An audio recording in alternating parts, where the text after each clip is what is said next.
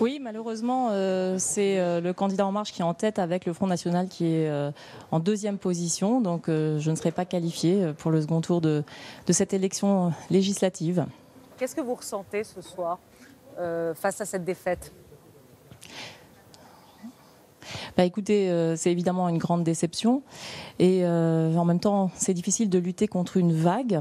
Je pense que nous qui avions tiré la sonnette d'alarme sur la déception que ressentait une partie de notre électorat de gauche pendant les années qui viennent de s'écouler, eh bien nous avons été emportés comme d'autres, comme quasiment tous les candidats du Parti socialiste.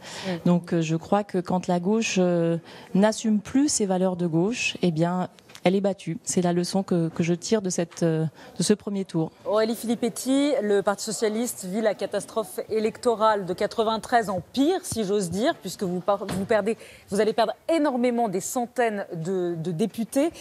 Comment vous en êtes arrivé là ? C'est la faute à qui, si j'ose dire ?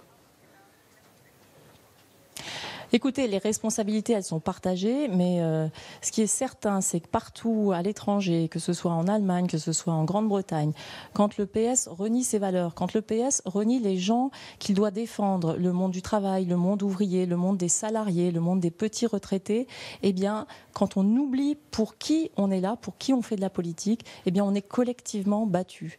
Et pour longtemps. Est-ce qu'il n'y a pas aussi... Ce qui me désole, c'est que finalement, c'est la gauche qui disparaît. C'est la gauche qui disparaît de l'Assemblée nationale. Et ça va être très dur pendant 5 ans, mais la gauche ne disparaît pas pour autant, ni du cœur d'un grand nombre de Français, ni du besoin politique que vont ressentir les ouvriers, les salariés de ce pays. Donc c'est à nous maintenant de reconstruire quelque chose d'autre. Peu importe, je dirais, le Parti socialiste, ça se fera peut-être en dehors du Parti socialiste, c'est certainement une page qui se tourne, mais si le Parti socialiste est en grande difficulté, en tout cas la gauche, elle, n'est pas morte. Et on aura besoin de la gauche dans les années qui viennent pour protéger justement tous ces gens qui souffrent et qui vont sans doute souffrir davantage de la politique très libérale qui risque d'être menée.